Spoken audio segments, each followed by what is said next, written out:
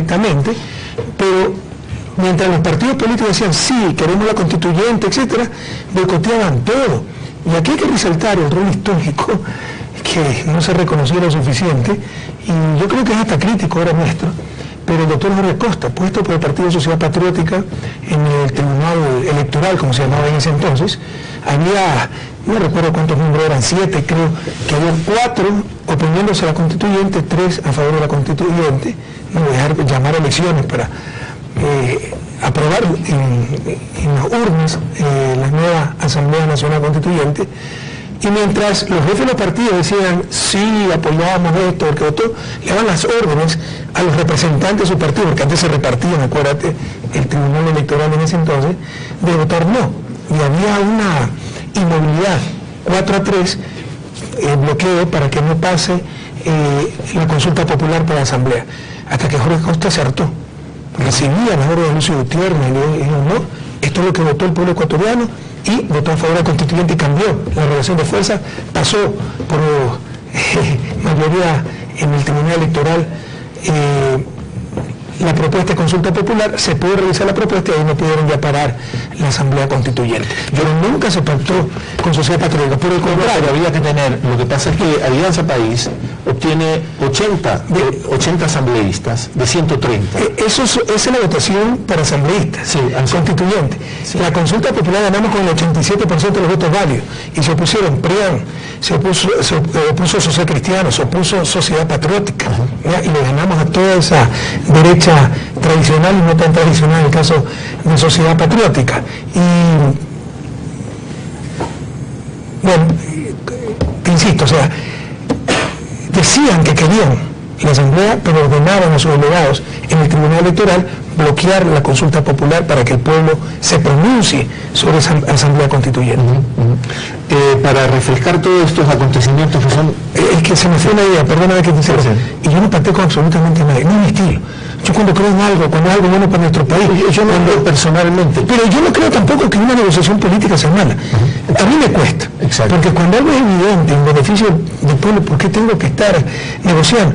Cuando el pueblo se pronunció claramente en las urnas por esa propuesta, por eso ganamos, ¿por qué tengo que andar negociando? Son cosas que no entiendo. No negociamos con absolutamente nadie, y esta es la idea que se me dio hace un momento. En esa época, acuérdate que Gustavo Larrea era miembro de la Revolución Ciudadana, gracias a Dios, ya no dejan, que creo que por ahí está, por la tranquera. Pero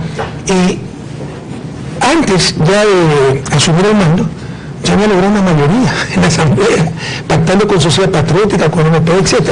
Si tú revisas mi discurso en Zumbagua, en la posición simbólica, yo mando al diablo todo eso, porque yo no creo en esa clase de componentes. Presidente, me han insistido desde la producción, hay un problema técnico que quiero solucionarlo. Me están diciendo que se está agravando el problema técnico. Quiero hacer una pausa, no estaba prevista ninguna pausa. Hay que hacer una cortita pausa para resolver ese problema técnico y venimos inmediatamente.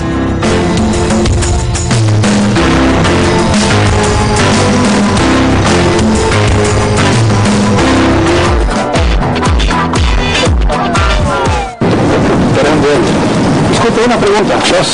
¿Ha visto alguna película ecuatoriana? Ecuatoriana, sí. La aportes personales, premios, $250.000 invertidos. ¿Está hablando de alguna película ecuatoriana?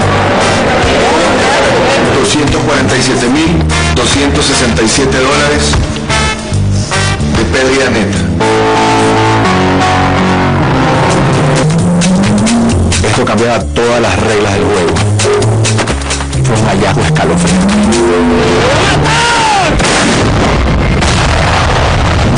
¿Qué mismo será lo que la gente quiere ver? Quería verlas todas. Necesitaba descubrir un hilo conductor. En primer plano, solo cine ecuatoriano. Presentamos Más allá del mall, con Andrés Crespo, domingo 22 horas. En su cocina, mi vecina es muy buena, ella me llama calladito. Su verdadero nombre es Amelia Berta Martín, pero alias Consuelo Vázquez. Forma parte del trío Los Reales, convirtiéndose en una notable figura de nuestra música a nivel nacional e internacional. pues quisiera morirme que vivir sin tu amor. Consuelo Vargas. Este sábado, 18 horas.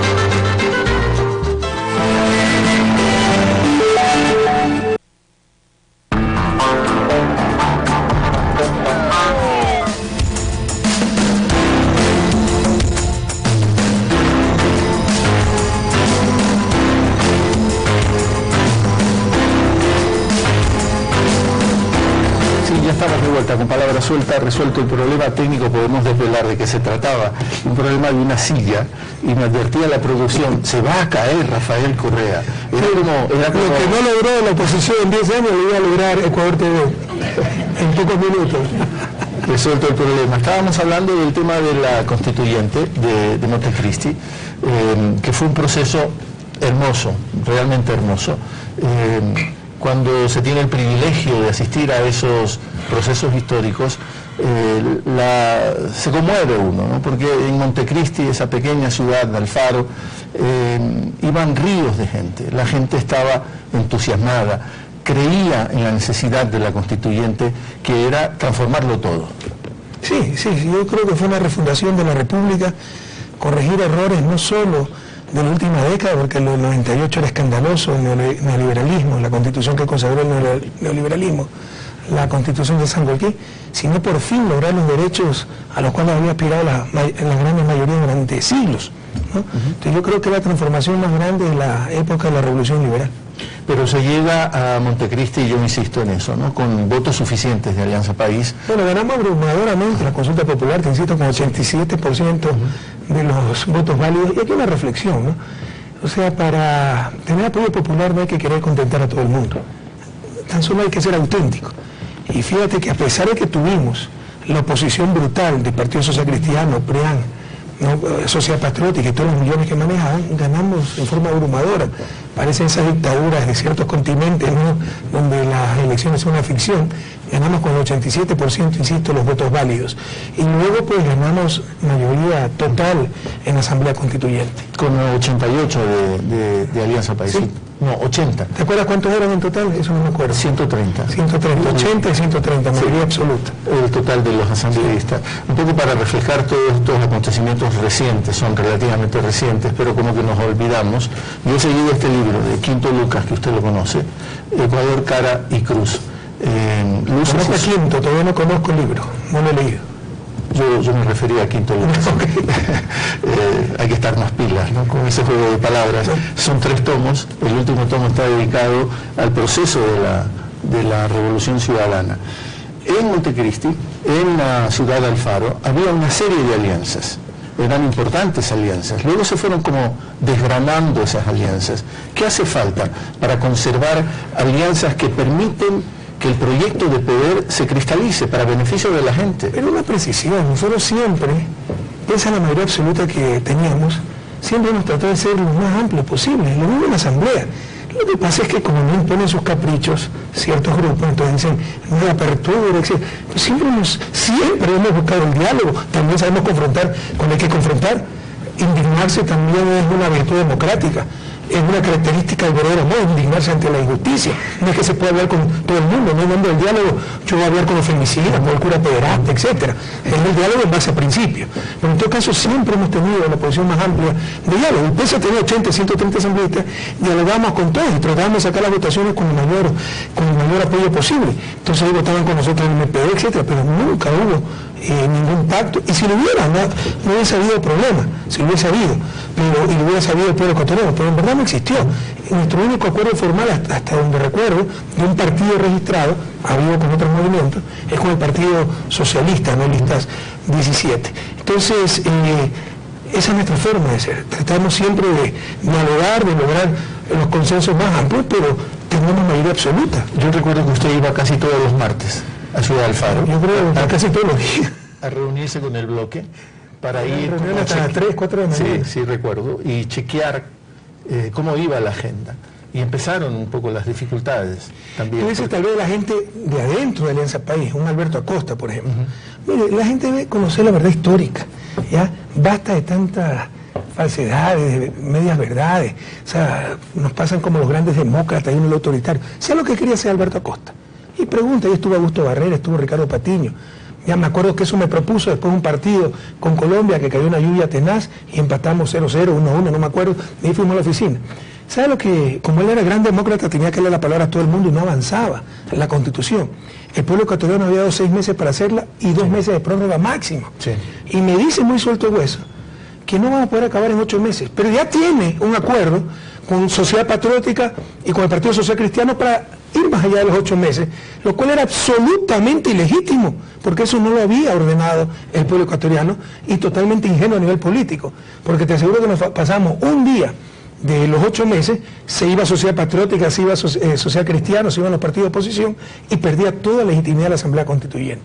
Ese rato quedamos con Alberto, esto no es posible. Tenemos que trabajar sábado, domingo, pero acabar a tiempo a Constitución. Ya, ¿cómo no? Tenemos que trabajar más horas, ya, ¿cómo no? Ok, vamos, eso era un lunes, martes, no recuerdo, creo que un jueves, vamos a Montecristi, me parece que fue en Manta la reunión, con todos nuestros asambleístas constituyentes para transmitir lo que habíamos acordado. Entonces yo le digo, y tenemos que acabar a tiempo y por eso tenemos que trabajar sábado, domingo, tenemos que llegar más tarde. ¿Y cuál es mi sorpresa? Lo que dice Alberto, que toma la palabra después de mí. No, pero es que todos tenemos familia, tenemos que descansar, etcétera, diciendo todo lo contrario de lo que habíamos acordado.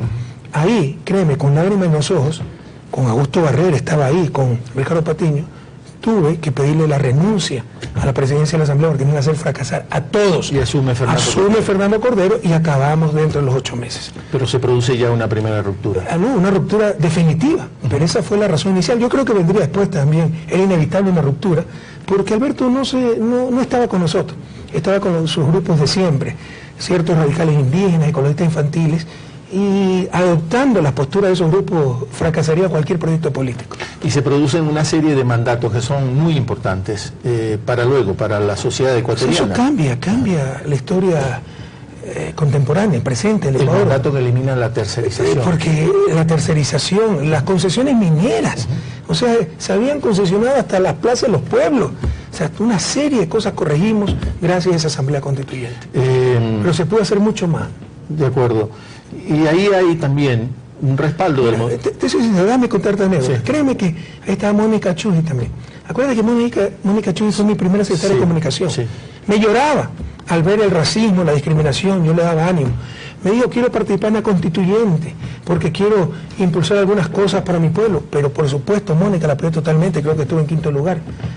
Y de repente todo dependía, no es que era orgánica con nosotros, sino que respondía a los grupos más radicales de la CONAIE, y nos quedamos discutiendo hasta las 2 o 3 de la mañana. Cuando se aprobaban sus ideas, maravilloso. Cuando se negaban sus ideas, era la primera que salía, y por intermedio de otros grupos, a denunciar a la prensa que somos antidemocráticos, etcétera, y a tratar de boicotear la decisión. O sea, qué difícil es luchar contra esa gente que se llena la boca de democracia y tienen las actitudes más antidemocráticas. Pero quiero decir también, Rafael, que para llegar a Montecristi hay un amplísimo respaldo a la constituyente.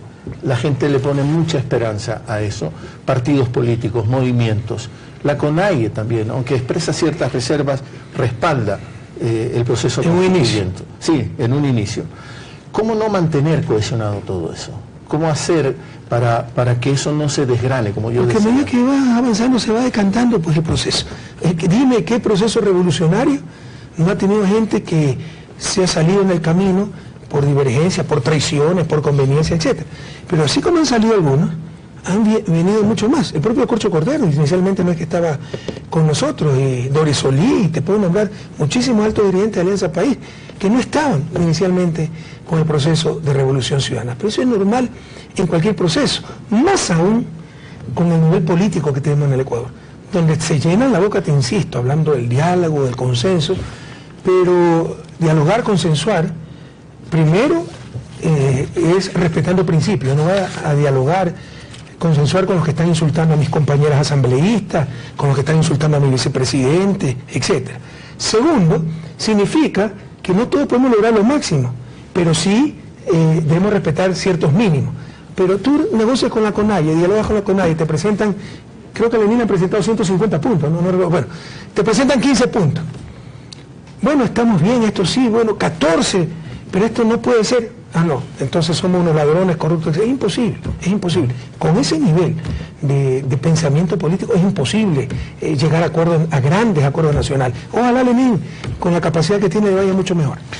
En este libro suyo, aunque es la primera edición, ya nos lo advirtió y hay correcciones en las siguientes ediciones, pero hacia el final, usted sostiene algo que me ha parecido... O sea, la idea básica está ahí, ¿no? Sino que corregimos muletillas. Pero sostiene algo que me ha parecido oportuno también para estos días. Usted dice textualmente, en la edición, la primera, de 2009, página 195, usted dice, buenos líderes pueden ser fundamentales para suplir la ausencia de capital social, institucional y cultural, y su importancia disminuirá en la medida en que precisamente esos liderazgos ayuden a consolidar estos capitales. Hace falta esos buenos líderes, Rafael. Mira, para los mediocres, el liderazgo es caudillismo. Los buenos líderes son, no quisiera decir necesarios, peor imprescindibles, no creo que nadie es imprescindible, pero por lo menos altamente deseables.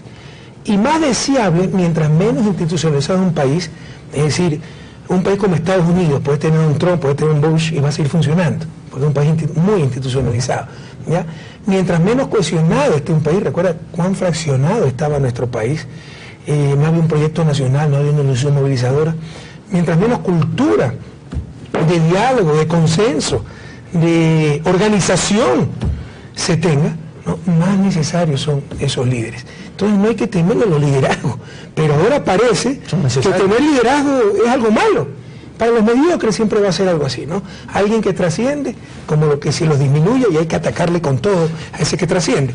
Pero los liderazgos son altamente deseados en cualquier país, más aún en un país en vía de desarrollo que necesita fortalecer sus instituciones, su cohesión social, etc. Pero esos liderazgos buenos construyen nuevos elementos culturales y nos hace falta en el Ecuador cultura de diálogo. Por eso te decía, reemplaza la carencia de valores, si quieres, culturales en ciertos aspectos. Por ejemplo, la cultura de organización. Yo siempre pongo como como ejemplo de allí, entre la cultura anglosajona, a la cual admiro mucho, y la cultura latinoamericana.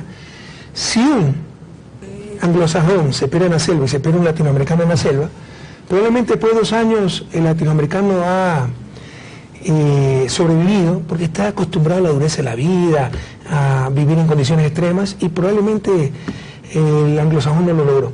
Pero si 200 anglosajones se pierden en la misma selva y 200 latinoamericanos, verás que después de 2 años los anglosajones ya tienen sus casitas, su escuela, su cancha de fútbol, incluso su iglesia, y los latinoamericanos todavía van a seguir discutiendo quién es el jefe. Sí.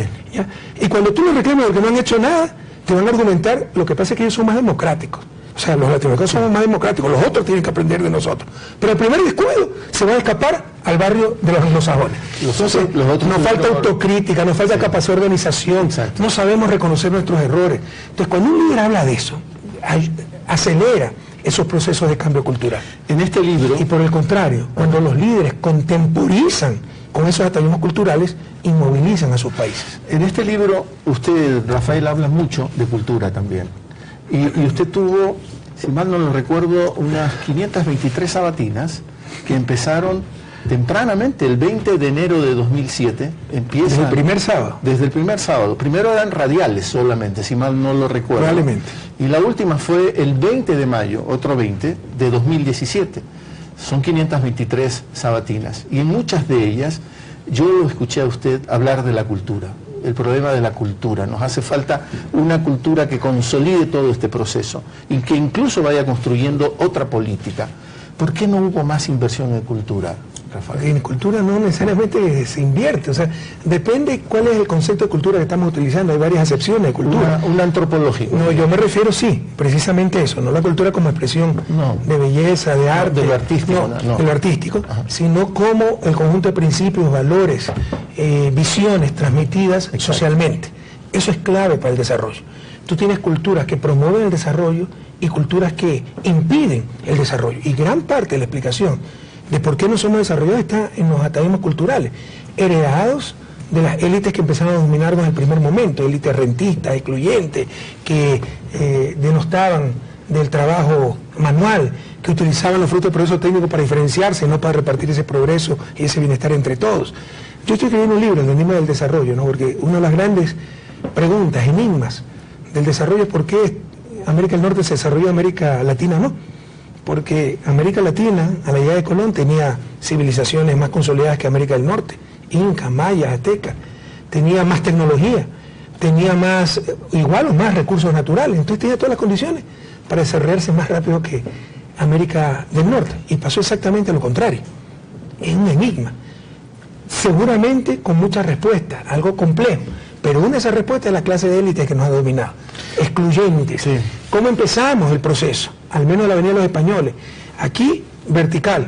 Alexis de Tocqueville, cuando llega a un francés, viene la Francia absolutista, monárquica, llega a Estados Unidos, escribe el libro Democracia en América, y empieza el libro diciendo, me sorprende la igualdad de condiciones de todos. Entonces, es una de las respuestas para esa pregunta sobre desarrollo. Y esto te desarrolla también culturas, la cultura rentista, la cultura de la exclusión, ¿no?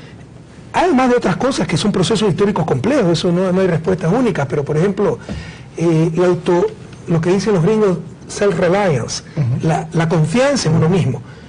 Aquí es todo que nos resuelva el Estado, la culpa es del gobierno. Yo nunca olvidaré, Javier, cuando en el año 2011, me acuerdo que era 2011 porque empezamos la campaña para consulta popular, para reforma judicial, etcétera. Yo estaba en UNASUR, ocurrió el terremoto en Japón y un tsunami. Y hubo el riesgo de que el tsunami llegara a nuestras costas, movilizamos como 200.000 personas. En realidad llegaron olas fuertes. Y nunca olvidaré cómo entrevistaban a un pescador japonés que había perdido todo. Muertos miembros de su familia, habían muerto miembros de su familia, había perdido su casa, su carro, ahí demostraban la destrucción. Y le preguntaban, ¿qué va a hacer? Y con la misma nosotros decía, empezar de nuevo. Y entrevistaban a un pescador nuestro en Galápagos, al cual se le había averiado su fibra, por no haber obedecido a la orden de sacarla del muelle, y le preguntaban, ¿y ahora qué va a hacer? No sé, el gobierno me tiene que ayudar. Sí. Entonces, con esa clase de comportamiento no saldremos de su desarrollo. Pero yo quería decir... Es un ejemplo, hay muchos otros ejemplos. Pero yo tengo una enciclopedia de eso, no quiero escribir. Te puedo dar otro ejemplo. A ver. Aquí siempre la culpa es de los demás, ¿no? Si alguien llega tarde, ¿no? Es que el tráfico, etcétera. Bueno, resulta que en Urbana Champaign, donde yo estudiaba, es una ciudad que ha ganado varias veces el mejor sistema público de ciudad pequeña, mediana de Estados Unidos. Y los latinos seguían llegando tarde. Entonces ya no era que el problema de transporte, nada, sino que, es que es feo llegar puntual. Entonces siempre tenemos excusa para todo. Pero yo quería decir que probablemente la enorme obra hecha por la Revolución Ciudadana en sus 10 años y 4 meses del gobierno de Rafael Correa es enorme. Y se ha caminado hacia la competitividad. Eso solo un ciego del alma lo puede negar. Yo lo puedo sostener, no tengo ningún empacho en decirlo y bueno, asumo la responsabilidad de tener ese sesgo. Probablemente modernizadores... Pero tendría sesgo si no reconociera eso. Probablemente en la historia... ceguera, además. En la historia de nuestro país, modernizadores han sido Gabriel García Moreno, en otro momento histórico, la hacienda prevalecía. Estoy totalmente de acuerdo. Eloy Alfaro ya era la plantación, se necesitaba otra relación de trabajo, y probablemente Rafael Correa. Antes de García Moreno, por ahí hay uno que no nos gusta mucho, pero... ¿Quién es? El que liberó a los esclavos, ¿no? General Urbina. Urbina. Pero déjeme concluir la idea. Se construyen enorme infraestructura en el país. En efecto, solo un ciego no podría verlo. Tenemos escuelas del milenio, tenemos hospitales del milenio, tenemos carreteras del milenio, tenemos centrales hidroeléctricas del milenio, competitividad sistémica, vamos hacia allá. Pero ¿por qué no tenemos, Rafael, bibliotecas del milenio? ¿Por qué no tenemos museos del milenio? ¿Por qué nos quedamos rezagados ahí? Porque hay que dar prioridades, pues los recursos son escasos. Entonces ahora, pero esto es bien, a mí me agrada cuando me hacen estas observaciones, porque antes se criticaba a los gobiernos por no hacer nada. A nosotros nos critican por no haber hecho todo, entonces ya es un gran avance. Pero usted tiene que dar prioridades, es como el chiste de Mafalda con Susanita, ¿no? Que dice Mafalda, ¿cómo quisiera tener dinero para comprar cultura? Para comprar libros, etcétera. Y Susanita dice, ¿cómo quisiera tener dinero para comprar vestidos? ¿Cómo dices eso? Si la cultura es más importante que los vestidos. Bueno, Sal a la calle sin cultura para ver quién te dice algo. Y sal a la calle sin vestido para ver lo que te pasa. Y le pega a Susan Mafalda y dice, odio pegarle a alguien que tiene la razón. Sí. Entonces que hay prioridades, hay diferentes clases de necesidades. Usted sabe que hay muchas teorías de esto, las pirámides de necesidades. Pero la cultura también... Las necesidades para subsistir, los alimentos, etcétera. Luego tener un techo seguro, educación, salud. Entonces, por supuesto que la cultura es importante. Pero todo era importante, sí, y había cosas extremadamente urgentes. Lo que pasa es que en esa base antropológica que estamos de acuerdo, que hay que analizarla desde ahí, la cultura es todo, Rafael, todo es la cultura. En cuestión de principios, valores, no en cuestión de expresión estética, que es a lo que te refieres, guardar la memoria, que es importante, ¿ya? Pero no necesariamente eso cambia los principios, las visiones, las costumbres y las malas costumbres. Entonces, eso se cambia con la educación, con el ejemplo de los dirigentes, con el proceso de modernización, pero no una modernización vacía, una modernización en función del bien común, pero por ejemplo la industrialización te cambia los comportamientos. En el campo tú te puedes acostar más, levantar más tarde, más temprano, acabar más tarde, más temprano. En una sociedad industrializada, en el sector industrial, si no llegas a las 8 pierdes el trabajo, entonces te ayuda a ser más puntual. Entonces es una serie de factores que se refuerzan mutuamente, que producen cambios culturales. No quiero perder el hilo de este primer repaso de lo que fueron los años iniciales de la Revolución Ciudadana, que me parecen importantísimos recordárselo a la gente, porque como también usted lo ha dicho en algunas sabatinas, hay una generación que ya nació en medio de la Revolución Ciudadana y que cree que el Ecuador siempre fue así, y que costó mucho trabajo tener el Ecuador que hoy tenemos, y que tenemos que saber cuidarlo también y fajarnos por ese cuidado. Otra de las acciones importantísimas fue la auditoría integral de la deuda, que fue un avance también estupendo que se hizo y que mandó un mensaje político muy poderoso también. Es inédito. Mira, lo que hemos logrado hacer es que aquí todo el mundo desbarata el análisis económico, el análisis político. Creen que la libertad de expresión es decir cualquier cosa. Y puede ser libertad de expresión, pero no se metan pues analistas, porque el analista sí debe tener algo de seriedad, el periodista debe tener algo de seriedad, incluso a nivel de opinión. Ojalá puedan argumentar, que ya es un razonamiento lógico, si es posible basado en pruebas, pero ni eso les pido que cuando den su juicio de valor sean rigurosos, con formación e información. No se puede decir cualquier disparate, no se puede decir lo que hizo un asambleísta de oposición, porque la Contraloría hace una auditoría de la atención post-terremoto y dice que $50.000 de préstamo del BID se han utilizado mal, y pone una serie de rubros entre una alfombra. Dice que hemos gastado en emergencia $50.000 en una alfombra. Por el amor de Dios, no se puede mentir tan descaradamente. Eso perjudica a la democracia. No es que porque tenemos libertad de expresión eso beneficia a la democracia, no, hablar tontería perjudica a la democracia. Dar opinión sin fundamento, sin rigurosidad, perjudica a la democracia. Entonces, por ejemplo, nosotros, no se cayó la silla, pero se cayó el micrófono. Nosotros hemos podido invertir muchísimo, cerca de $70.000 millones. ¿Cuál es la deuda externa? El resto es ahorro interno. La deuda consolidada, 29.000 millones. Quiere decir que hemos tenido un ahorro monstruoso a nivel público, ¿no? Porque la deuda, lo que te suman y te sacan 42.000 millones, la deuda del propio Estado, entre entidades del Estado. Metiendo eso, que es la forma correcta de calcular la deuda del Estado, es 29.000 millones precisamente. Y hemos invertido, ¿qué? 70.000, 90.000 millones más o menos, ¿ya? Entonces, como 60.000 millones de ahorro público. ¿De dónde sacamos esos recursos para tener el coeficiente de inversión pública más alto de América Latina? Precisamente renegociar la deuda externa, renegociar los contratos petroleros, luchar denodadamente contra la evasión, lo cual permitió triplicar la recaudación tributaria. En el caso de la deuda que me preguntaste, sí, yo estoy muy orgulloso de eso. Hasta ahora es un proceso inédito. Ha habido otra auditoría de deuda, pero desde la sociedad civil. Es primera vez en la historia que hay una auditoría desde el propio gobierno.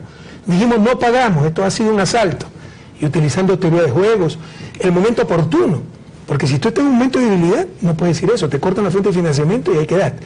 Teníamos liquidez, teníamos reserva, etc. Dijimos, no pagamos, recompramos esa deuda un tercio del valor y ahorramos miles de millones para el pueblo ecuatoriano. Y descubrimos un montón de trampas. En la auditoría, lean eso, todo lo ecuatoriano. Bonos global, anatocismo, una palabra que probablemente muchos no sabían que existía y que está penado incluso por la ley. cobrar intereses sobre intereses. La ley nacional, pero internacionalmente es el chulco. Pero no solo eso, se había pagado 3 veces esa deuda. La gente dice, ay, no le pagaron a los tenedores. Los tenedores habían comprado otros tenedores que habían comprado otros tenedores y le habían comprado a valor de mercado el 30%. No se perjudicó a nadie. Se había pagado con creces esa deuda. Pero hay monstruosidades. Una vez se peleó para que la deuda no prescriba. Era deuda con la ley neoyorquina que después de cierto tiempo de mora prescribe. Fueron a pedir que no prescribiera para seguir pagando. Nuestros negociadores, el ministro de Finanzas, el delegado del presidente, era tenedor de deuda. Usted tenía conflictos de intereses. Muchas veces los abogados eran los mismos abogados de los acreedores. Nos mandaban los escritos solo de, a ver, aquí tienes que firmar. Lean ese informe para que vean el viejo país que teníamos. Y el país que ponía también de rodillas a los presidentes. Los presidentes tenían que empezar negociando clarísimamente con los medios de comunicación y también tenían que negociar con la banca. ¿Por qué cree que están tan enojados y me quieren tanto? Porque vaya, vea la historia, revise la historia, queridos estudiantes, revise cómo eran comensales de palacio, cómo sus hijos o ellos mismos eran embajadores. Con nosotros nada, pues. Para nosotros tiene la misma entrada, somos los presidentes, yo fui el presidente de todos los ecuatorianos, pero tenía la misma entrada el triciclero, el que vendía chicles en la Plaza Grande, el betunero, que el dueño de un banco. Pues eso le ofende a la oligarquía, porque la oligarquía ecuatoriana puede tener buen corazón, latinoamericana en general, y querer, por ejemplo, estar contentos si los hijos de su empleada doméstica tienen mejores escuelas, pero que tengan las mismas escuelas sus hijos, eso jamás. Ahí sí matan al presidente, derroca al gobierno, ¿no? Es el capitalismo compasivo, ¿no? Pero jamás igual a mí, yo soy superior. Entonces eso les molesta grandemente, que ya no puedan imponer ministros. La banca se repartía el país.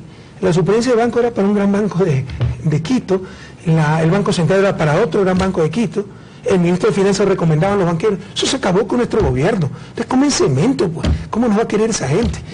Vea, el poder era tan concentrado cuando nosotros llegamos al gobierno, que de 7 canales nacionales, 5 pertenecían a la banca. Sí, está claro. Si yo trataba de regular a la banca, para evitar el chulco que le saquen la cabeza a los clientes, tiene una campaña monstruosa, pues, de sus canales de televisión hasta lograr derogar la medida con el apoyo ciudadano. Hacían a toda la gente contra sus intereses, en función de los intereses de esta élite. Todo eso ha cambiado. Otro hecho que me parece destacable de esos primeros años, sucedió cuando estábamos todavía en Montecristi, la Asamblea Constituyente instalada, marzo de 2008, el bombardeo a Angostura. Terrible. Significó un punto de quiebre. La posición del gobierno ecuatoriano fue enérgica. Se usó la base de Manta para hacer ese ataque y por eso... No lo hemos podido confirmar, pero hay grandes sospechas. O sea, hay grandes sospechas. Analistas me dicen que Colombia por sí sola no tenía la capacidad para realizar esa operación, que fue con bombas inteligentes, con una precisión impresionante, de noche, etcétera. Uribe era el presidente, ¿sí? Y Uribe no le advirtió a usted que no solo que no me advirtió. Ajá. Y esto es fácilmente verificable. Yo estaba grabando, ya el 1 de marzo, fue un sábado, estaba grabando Enlace Ciudadano en la escuela de la Policía Nacional, vía Mitad del Mundo, porque a las 10 había una ceremonia policial, entonces a las 8 estuve grabando. Ya ustedes pueden ver cómo interrumpo la grabación porque me dicen, tiene una llamada del presidente Uribe. ¿Qué me dice Uribe en esa llamada? Que ha habido un enfrentamiento entre el ejército colombiano y la FARC y que en una persecución en caliente, como la FARC se introdujeron en nuestro territorio, esas fuerzas también se metieron en territorio ecuatoriano. Yo dije, presidente, no hay ningún problema, y están cercadas por la FARC. Me dijo, yo preocupado tratando de conseguir el helicóptero para ir a rescatar a la fuerza colombiana. A Gustavo Larrea le pregunté, él era todavía miembro del gobierno, ¿dónde conseguimos helicóptero? Y me dijo, presidente, esto no es posible. Primero, no hay helicóptero. Segundo, imagínense nosotros mandar helicóptero para rescatar fuerzas extranjeras que se metieron en nuestro territorio. Yo no lo entendía, porque si es una persecución en caliente, ya hay que salvar esa vida. Todo era mentira. Después descubrimos que había sido un bombardeo planificado, ¿no? Y después el cínico de Uribe dice, no nos advirtió, porque después nosotros le advertíamos a la FARC y empezó una campaña de decir que éramos cómplices de la FARC. Y era peor, porque Francia tenía delegados de Francia en Ecuador, porque se estaba negociando, Ecuador estaba ayudando para la liberación, ¿se acuerda? De Iris Betancourt, todo eso, sí. Y ahí un enlace era Gustavo Larrea, sí, para toda esa operación. Eso es lo que pasó. Y pregunte cómo nos engañaron. Ojalá tenga la decencia de ratificar lo que estoy diciendo porque fue verdad. Pero digo, Uribe no respetó nada de eso. Nada, o sea, Uribe era un tipo, mira, yo comprendí la psicología de Uribe demasiado tarde. Debí tratar a Uribe como si estaba tratando a Don Corleone, no el padrino, que puede estar tomándose una taza de café con usted y en ese momento mandarle a bombardear su casa, ¿no? Porque así era de cínico. Después de eso, pidió como 3 veces disculpas. Y de nuevo volvía a la campaña que éramos cómplices de la FARC. ¿Y por qué? Porque teníamos infiltrado un campamento de la FARC. Entonces el mayor cómplice era él porque no podía derrotar a la FARC y tenía centenas de campamentos pues, en Colombia. No resistía eso el menor análisis, pero la prensa mundial, la derecha, estaba a favor de Uribe y nos querían poner como culpables a las víctimas, a los que habíamos sido bombardeados. Bueno, este resumen de Quinto se llama Ecuador, Cara y Cruz, ¿no? Cruz, porque también hay acontecimientos que hay que aclarárselos a la historia. Yasuní y Tete. De ahí también surge, en esa época va surgiendo, porque también hay el espanto frente a la minería a cielo abierto. Ecuador proclama que no va a hacer minería a cielo abierto. ¿Quién proclama? Bueno, hay una serie de documentos que demuestran que algunos ministros declaran que no hay que hacer minería a cielo abierto. A mi ministro me ha autorizado eso, porque entre otras cosas nos queríamos sin cemento. La mina de cal por el cemento no son minería a cielo abierto. Pero usted acepta que la Amazonía, el Yasuní y Tete, no debe de ser tocado y le hace una propuesta al mundo entero. La CN... No, yo digo, no debe ser tocado siempre y cuando nos compensen por ese sacrificio. De acuerdo. Y yo jamás pondré a mi pueblo tonto útil de nadie. Y surge este concepto de las emisiones netas evitadas. ¿Sí? Porque no es que se vende Amazonía, se vende este concepto. Siempre ese fue mi concepto. Sí. Las emisiones netas evitadas, porque yo tenía informes que se podía explotar ese petróleo con una intervención mínima en el Yasuní. Así que el argumento era lo que se evitaba sin contaminación al dejar de quemar ese petróleo, que es petróleo pesado. Compénsamelo. Sí. Ecuador le dice eso al mundo y era una propuesta absolutamente... Compensa la mitad. El mayor sacrificio lo hacíamos nosotros. Financieramente, lo más rentable era explotar ese petróleo. Sobre todo los jóvenes, hombres y mujeres, se entusiasman mucho con esa propuesta. Y yo sostengo, con todo respeto, Rafael, que fue muy pronto el anuncio de suspender la iniciativa Yasuní y Tete. Casi que fue una sabatina. Y ahí... No, de ninguna manera. O sea, ya era fracaso tras fracaso, no había ninguna respuesta. Es verdad. A mí... No, perdimos como 6 años, uno de los errores, si usted me pregunta de errores, haber esperado tanto. Ya tendríamos mucha mayor explotación. Ahorita se está explotando 50.000 barriles. Además que para variar, pues, me jugaron Barcelona. Nos ganó Barcelona, felicitaciones. Y, por ejemplo, nos presentaron Yasuní y Tete. Resulta que el campo de Putini, el 80% está fuera del Yasuní, pero lo incluyeron en el paquete. Entonces lo que se ahorita en mi gobierno se explotó solo ese 80%. Ya van a empezar a explotar el Tambococha que existe en Yasuní y yo creo que es lo correcto. Porque insisto, o sea, la afectación al parque es mínima. Es menos del 1 por 1000. Pero pensando en esa ilusión de los jóvenes, que eran una base importante para la revolución ciudadana, ¿no se debería haber hecho un proceso de mejor comunicación a ellos, de por qué se abandona esta iniciativa? ¿Qué mayor comunicación que una cadena nacional en que el presidente, casi con lágrimas en los ojos, les explicaba por qué teníamos que abandonar la iniciativa? Políticamente, después de muchísimos esfuerzos. Pero políticamente ¿no sintió usted el peso de ese abandono? Probablemente hubo grupos que se nos alejaron, hay otros grupos que mejor tenerlos lejos, los fundamentalistas, los escolistas infantiles, pero a mí se me revela un poco esto. Porque en el caso del Yasuní es como el caso de Brecht. Expulsamos, somos el único gobierno del mundo que expulsó a esa empresa. Pero como pagó todo, aceptó todo, volvió, entonces la corrupción está en que le hicimos volver. Entonces después no lo expulsamos. El Yasuní, propusimos la protección a cambio de una compensación, no explotar ese petróleo. Pero usted cree que el Yasuní acaba en la frontera con Perú, continúa el otro lado. Pero hace rato está explotando el petróleo del Yasuní y nadie dice nada.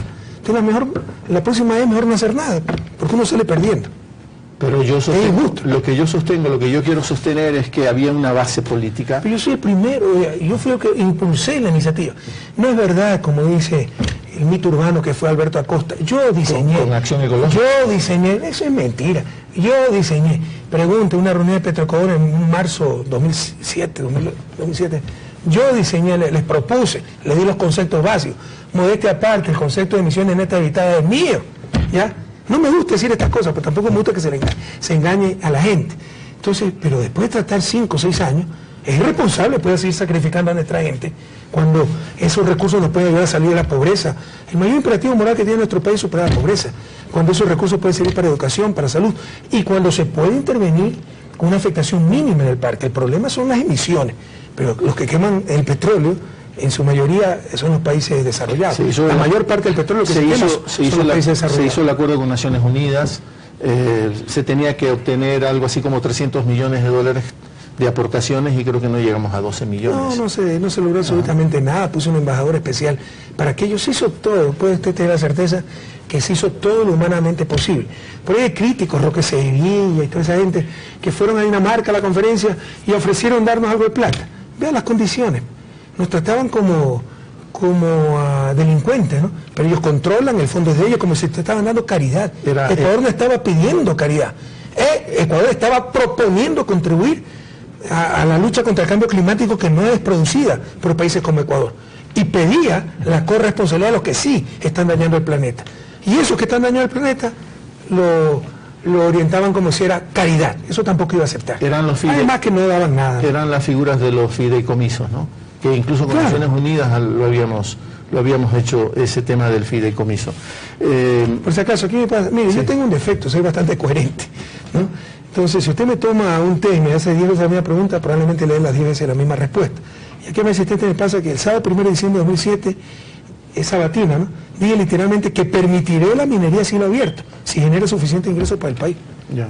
No podemos sacrificar nuestros recursos, o sea, renunciar a nuestros recursos naturales, que puede ser la vía rápida para superar la pobreza, que puede evitar lo que tuvieron que sufrir los países recientemente industrializados, Singapur, Taiwán, Corea del Sur, una gran explotación de su fuerza laboral, porque no tenían recursos naturales. América Latina puede evitar ese doloroso episodio de explotación gracias a sus recursos naturales.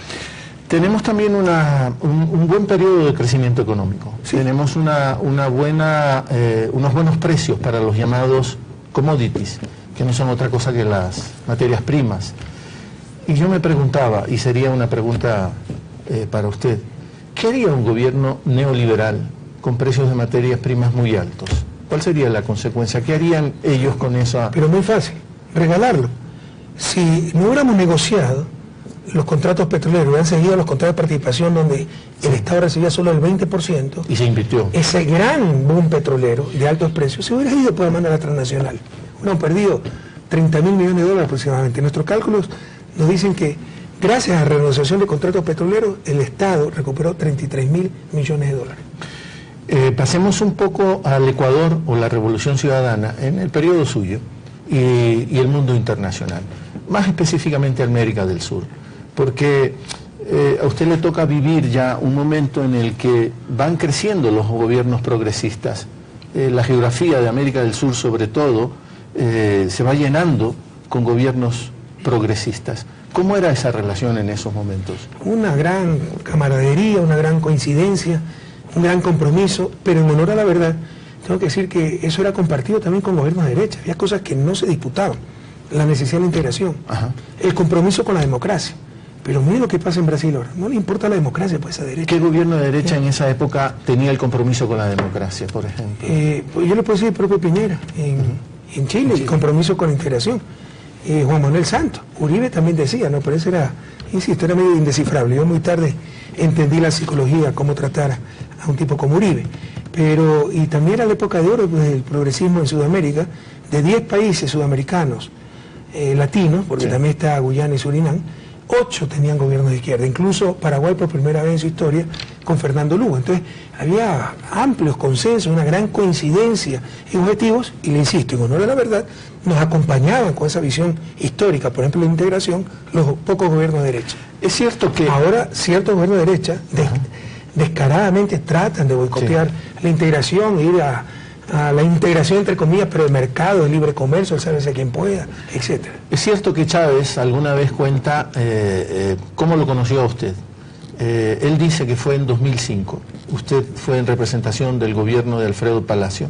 como ministro de Finanzas, y él dice, se me acercó un joven economista, me habló de unas cosas, y quién iba a creer que era Rafael, en poco tiempo iba a ser el presidente de la República. Fue un encuentro así. Sí, fuimos en el 2005 con el presidente Palacio, Asunción, Paraguay, no recuerdo qué cumbre era, pero de todos los presidentes que hablaron, me pareció muy profundo el discurso de Chávez, además que ya lo admiraba. Yo cuando veo que, dime quién te aplaude y te diré quién eres, dime quién te odia y te diré quién eres, así como dime con quién andas y te diré quién eres. Entonces, cuando veo que la oligarquía venezolana odia a alguien, yo tenía un compañero venezolano en Illinois, y una vez le pregunté, yo era compañero, no vivía en el barrio, en un conjunto que convivía con argentinos, etc. Y una vez le pregunté, oye, estábamos en la piscina del conjunto, oye, ¿qué opinas de Chávez? Dice, hay que matarlo. Entonces, cuando te da una respuesta así, y los poderosos, dice, algo está pasando, y algo bueno está pasando, ¿no?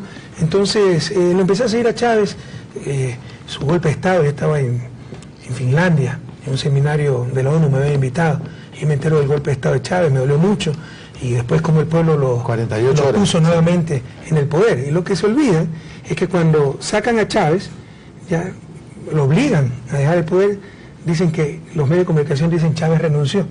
Cuando el pueblo lo regresa al poder, ponen dibujos animados. Esa es la libertad de prensa que tenemos en América Latina. Es fácil olvidarse de todas estas cosas. Entonces yo admiraba a Chávez y ratifiqué esa admiración cuando escuché su discurso, el único discurso contundente, profundo, en esa cumbre que muchas veces son perdedoras de tiempo. Me acerqué, lo felicité, le digo, lo admiro, usted tiene un amigo en Ecuador, soy tal persona.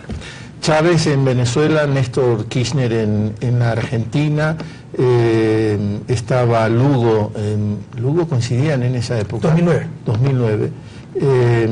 Una serie de gobiernos. Michelle Bachelet en Chile, Lula, Evo Morales en Bolivia, Lula da Silva en Brasil. En Brasil era otro contexto. Por supuesto, era de la época de oro, ¿no? A usted le toca vivir también la transición cuando van cayendo los gobiernos progresistas en la región. Pero más que caer también, bueno, en todas estas cosas la suerte juega un rol, ¿no? La muerte de Néstor Kirchner, cuando era secretario de UNASUR, el primer secretario. Luego la muerte de Chávez, ¿ya? Entonces han sido golpes tremendamente fuertes. El cambio de ciclo económico, que aquí pues la politiquería nos echa la culpa a nosotros, hasta el terremoto de Manabí nos echa la culpa. Pero en verdad es un golpe que ha sufrido toda América Latina, el desplome del precio de los commodities, como tú dijiste hace un momento. Entonces la política va de la mano de la economía. Lenin decía, política es economía concentrada. Y la gente cuando ve que su hijo pierde el trabajo, o ellos mismos no tienen trabajo, el tendero que ve que vende menos, si no hay suficiente formación e información, bueno, dicen es culpa del gobierno, más aún escuchando los medios de comunicación, la oposición, e incluso sin aquello. Fíjate que democracias maduras como las europeas, con la crisis del 2009, la crisis del 2009 arrasó gobiernos de derecha, Sarkozy en Francia, de izquierda, centro izquierda, Zapatero en España, porque la gente dice no tengo nada que perder y busca alternativas. Entonces, obviamente todo eso debilita el progresismo en Sudamérica sobre todo. Venezuela hoy es lo que es hoy, lo que sufre hoy Venezuela. Decenas de muertos en estas manifestaciones que no han parado, más de 3 meses, casi todos los días manifestaciones, una violencia enorme. ¿Qué ve usted en Venezuela? Vea, puedo chocar con esto, pero yo no temeré decir la verdad. Yo tengo información importante de eso. Hace poco conversé 3-4 horas con el ex embajador venezolano en Ecuador, que es testigo de primera mano, ¿ya? Me mandan información, me mandan los videos, me reportan, y gran parte de esa violencia viene de la derecha, no nos engañemos. Por supuesto, si los grupos, no digo que toda la derecha, pero grupos radicalizados queman policías, apalean chavistas, eso no va a salir en el periódico, media letra, no va a salir en ningún video. Pero si por ahí un militar, un policía se extralimita, va a salir en todos los periódicos.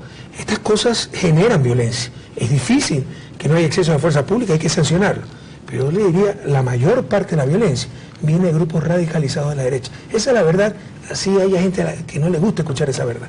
Ahora, si el escenario ese ha cambiado, Rafael, ¿no cambia también en cada uno de los países un poco la correlación de fuerzas internas, correlación de fuerzas políticas internas? Si ya no tengo aliados internacionales con cuáles hacer planes conjuntos, cambia un poco también la correlación interna en cada país. Por supuesto que influye. E impone otras lógicas a los gobiernos. Por supuesto que influye, pero no solo eso, pues no, la derecha sabía explotar muy bien con sus medios de comunicación, con su propaganda, la crisis venezolana. Eso lo utilizaron en 2014. Acuérdense que en ese momento empezaron las guarimbas, se llaman, ¿no? Sí. La violencia, etcétera. Y la propaganda era: no queremos que Ecuador sea Venezuela, entonces para la alcaldía de Quito vota por tal. Y eso nos volvieron a hacer en las últimas elecciones. Entonces sirve incluso como instrumento de propaganda política aquello. Pero yo quiero decir que los gobiernos nacionales también tienen que hacer otras alianzas internamente, porque se ha fortalecido la derecha.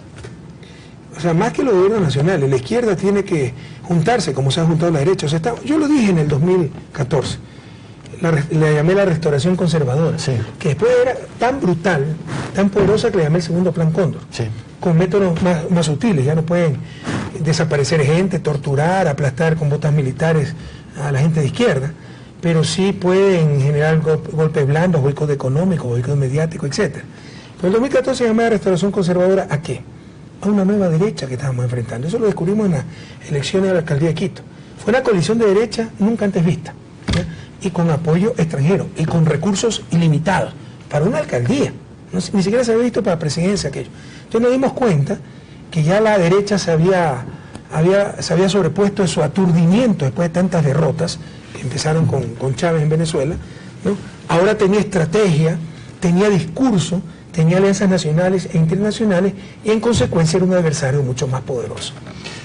El fortalecimiento del Estado, vuelvo a lo nacional, Rafael, el fortalecimiento del Estado no es otra cosa que, desde la perspectiva de un país como el nuestro, por lo menos es mi lectura, ¿no?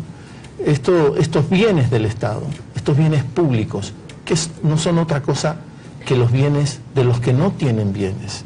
No sé si no concuerdo totalmente con aquello, porque son bienes también para los que tienen bienes. O sea, se requieren bienes comunes en toda sociedad. Nadie puede vivir aislado, el ser humano es un ser gregario. Entonces, por plata que usted tenga, ¿ya? Y por muros que construya en su mansión, si no hay seguridad, ¿de qué le sirve esa plata si su hija no puede salir a la calle? De acuerdo, pero a lo que yo quería ir era que si la gente tiene esa expectativa, se ha fortalecido el Estado tiene una fuerte presencia, es rector. Eso también disputa esa idea. De eso nos convencen aquí.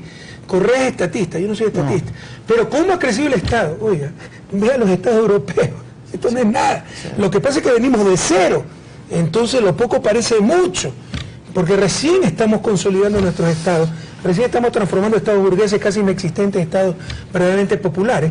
Mire, le cuento otra anécdota, porque las anécdotas son ilustrativas. Usted sabe que yo tengo la oportunidad de vivir en Europa, estudiar, y en Estados Unidos. En Europa, en Bélgica, una vez vi, en la Gran Plaza, que es preciosa, la mejor de Europa, ¿no? Bellísima, la Gran Plaza de Bruselas, un grupo Hare Krishna. Iba Hare Krishna, lo detuvo la policía. Le preguntó si tenía permiso para manifestar. No, diluyó la manifestación, que eran 20 Hare Krishna. Así son organizados esos países, así es la presencia del Estado.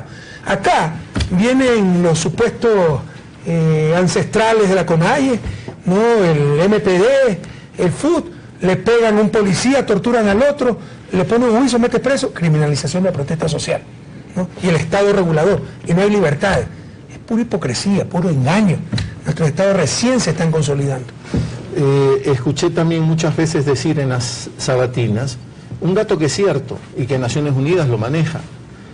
América del Sur, América Latina, no es la región más pobre del planeta. Es África, lamentablemente. Pero América Latina sí es la más inequitativa de todo el planeta.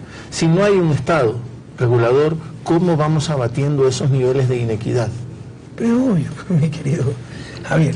Pero no solo eso, el Estado no es solo para los pobres, no es solo para remediar la inequidad, es para los ricos. Si usted no tiene bienes públicos, una plaza, un parque, un bosque, todos viven peor.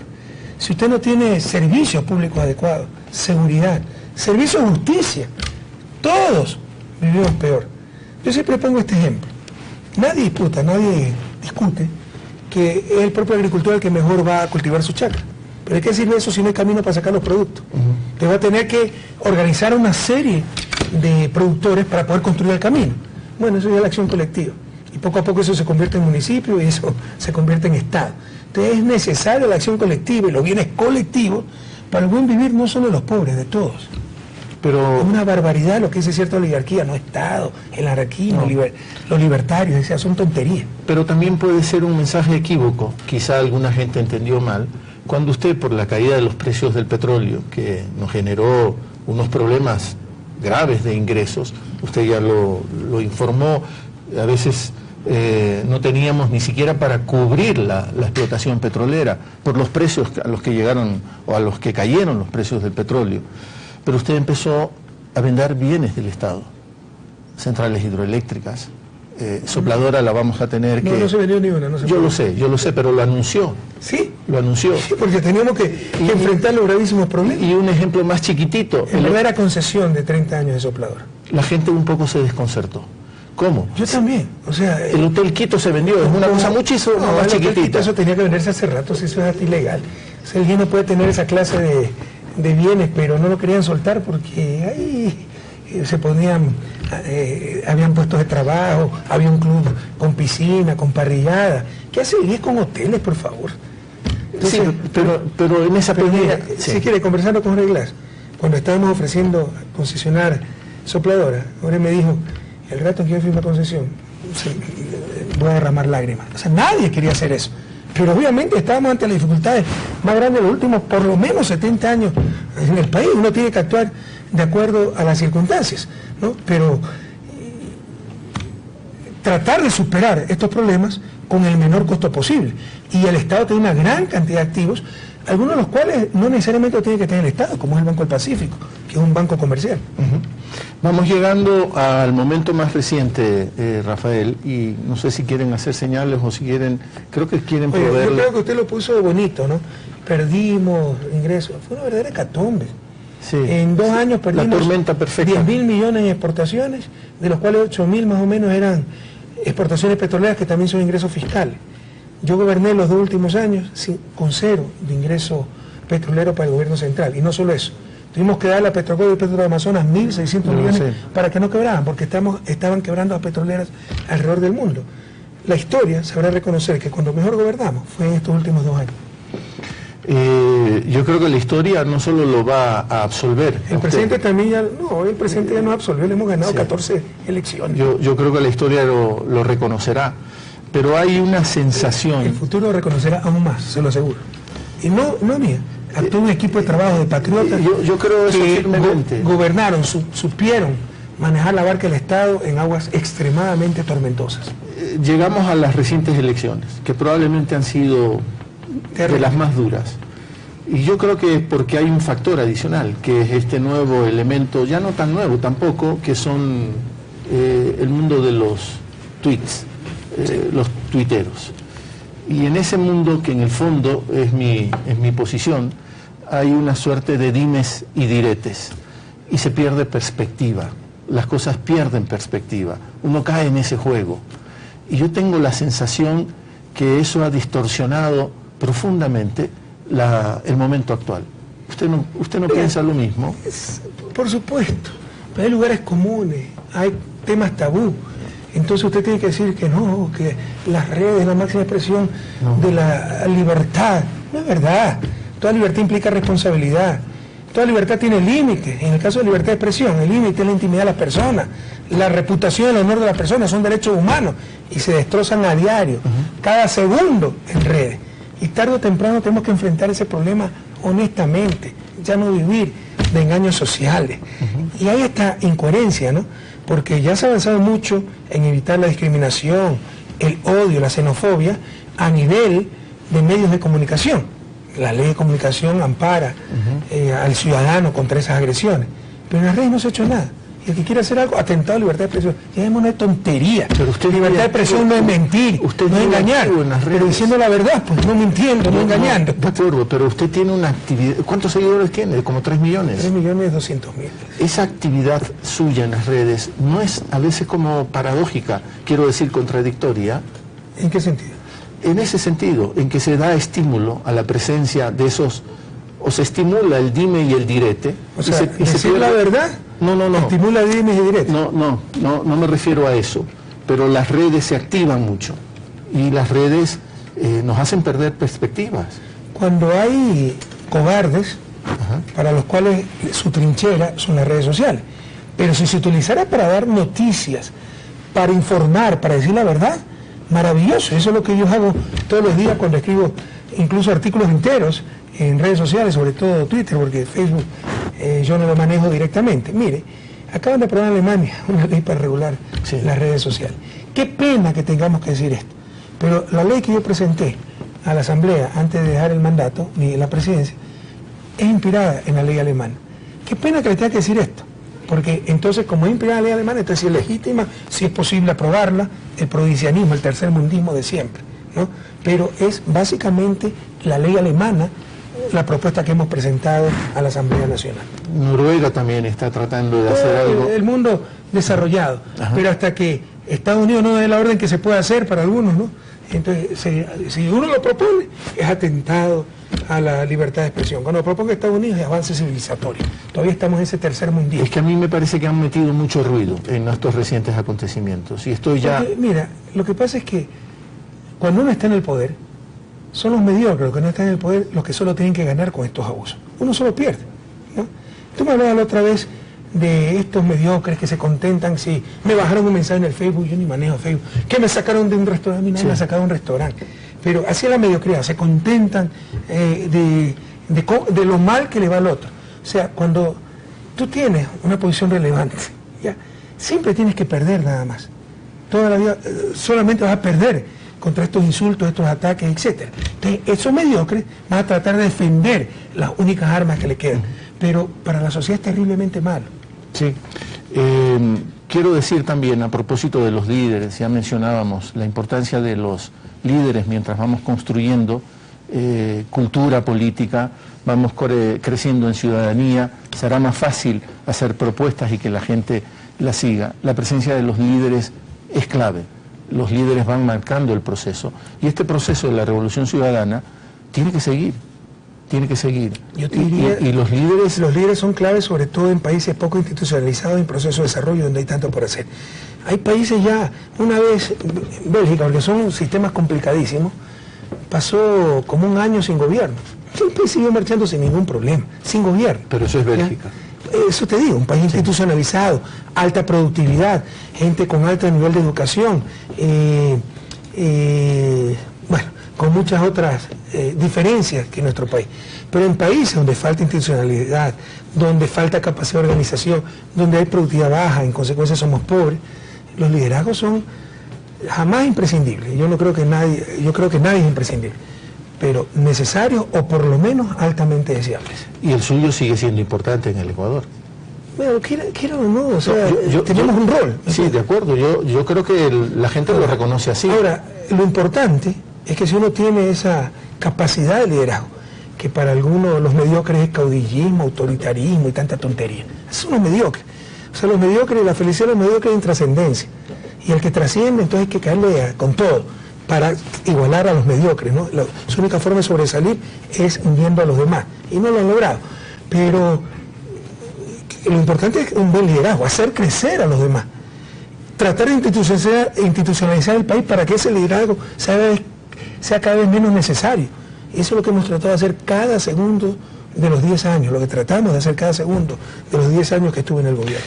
Pero hoy también se necesita liderazgo. Ese liderazgo, lo siento mucho, porque le sigue cargando de responsabilidades a usted mismo, si es líder. Es que cuidado, el único liderazgo no es el presidente de la República. No, yo lo sé. Se necesita liderazgo empresarial, liderazgo social, liderazgo cultural, liderazgo en muchos sectores. Pero ¿por qué hemos llegado a este punto, Rafael, en donde hay leninistas, o sea, el nuestro, el criollo, porque hace poco habló usted del otro, de Lenin, el filósofo, y hay correístas? ¿Por qué hemos llegado a este punto? Ojalá que no haya ningún correísta. Yo siempre he tratado de evitar la personalización, y lo que más ha abonado para eso es la misma prensa, el correísmo. La verdad es que nunca encontramos. Pregúntale a Vinicio Alvarado cuántas veces le dije, por favor, busca otro nombre para llamarnos, aliancista, sonaba horrible, revolucionario, bueno, es muy general, pero no le llames correísta a nadie, porque eso es personalizar un proceso que va mucho más allá de una persona. De igual manera, creo interpretar el pensamiento de Lenin, lo que menos le va a gustar es que haya gente que se llame leninista. Lo que hay es, digamos, desacuerdos, normales en un movimiento democrático. Lo acaba de decir Lenín Moreno en un encuentro con partidarios, con gente de Alianza País, lo acaba de decir. Sí. A mí no me asusta la diferencia que hoy tengo. A mí tampoco me asusta cuando se pasan ciertas líneas rojas, cuando se legitiman cosas que no se pueden legitimar. Usted puede llamar al diálogo a muchas personas, pero yo no puedo olvidar que esos gobiernos desaparecieron a nuestros jóvenes. Usted debe saber con quién se sienta a la mesa, si no está legitimando el pasado. Y usted no puede pactar con Bucarán, pues. Y perdóname, hay un pacto con Bucarán al cual le han dado CNL, el viejo país. Nosotros nacimos, Alianza País, la Revolución Ciudadana, nació para luchar contra ese viejo país. El país de las componendas, el país de los repartos. Es inaceptable que eso ocurra nuevamente. Pero hay líneas rojas que no pueden dejarse pasar. Sí, pero me acaban de pasar un texto que corresponde a Lenin, soviético, el ruso, el soviético, el de la revolución bolchevique, que decía, a veces hemos tenido que dialogar con aquellos que fueron nuestros enemigos, y dialogamos simplemente porque no los hemos podido abatir. Pero es obvio. Esa es la realidad política. Pero es obvio, pero jamás va a olvidar quiénes son, pues. Entonces no lo va a llamar como que si tiene la respuesta y viene un diálogo Bucarán a decirnos cómo luchar contra las drogas. Ese muchacho me creo que va a saber de eso. Además que se pasó mintiendo toda la campaña. Pues si supiera no tendría que mentir. Una cinta vitera, otra mentirosa compulsiva, que de los 6 años nuestros chicos consumen drogas, por el amor de Dios. Juegan con cosas demasiado sensibles. Que la tabla de droga es la que ocasiona que se consuma droga, por el amor de Dios. La tabla de la droga es recomendada por Naciones Unidas. Es para diferenciar entre el consumidor y el traficante. El problema de la droga es otro. En 2010 apareció una droga de muy bajo costo llamada H, que está al alcance de nuestros jóvenes por su bajo costo, y el cartel de Sinaloa pues inundó América Latina con esa porquería. Pero juegan con cosas demasiado sensibles. Entonces, usted puede dialogar con los enemigos, pero sin olvidar con quién está sentado a la mesa, sin legitimar a ese enemigo, o por último, ahí sí, depende de la relación de fuerzas, si ya tiene el compromiso de ese enemigo para cambiar de actitud. Pero yo jamás, o sea, el diálogo con principios. Yo jamás dialogaría, por ejemplo, si cuando Lenin era mi vicepresidente, con un tipo que estuviera insultando a Lenin todos los días, como hacen los Bucarán. Con Jorge Glass. De acuerdo, pero son momentos políticos. No, son cuestiones de principio, perdón. No son momentos políticos. Eso es cuestión de principio. A los principios nunca se renuncia. Por supuesto. Estoy de acuerdo. Irme a la casa. De acuerdo, pero usted es en el sentido griego, son politicón, ¿no? En el sentido griego, el animal político. Eso no fue. El problema es que hay muchos políticos animales, pero bueno. Pero esto es político. Tiro barra. Esto es político. ¿Saben qué es verdad? Esto es político. Y para un político esto debería de ser... Eso es un error de Rafael, Javier. A ver. ¿Cree que la política es un vacío donde no hay valores, donde no hay principios? Por favor. Política es buscar el bien público. Y para buscar ese bien público, lo primero es el bien moral. En consecuencia, no puedes sacrificar principios. Y Lenín Moreno... Tú no puedes pactar con un Bucarán. Peor, darle una de las empresas que más factura. ¿Tú crees que los Bucarán van a CNL para lograr más eficiencia y servir de mejor manera al pueblo ecuatoriano, o para saquear lo más rápidamente posible CNL y la República? Pero no nos engañemos, por favor. Lenín Moreno no está buscando el bien público de la sociedad ecuatoriana, continuador de la revolución. Probablemente, a su manera, pero yo creo que es un camino equivocado.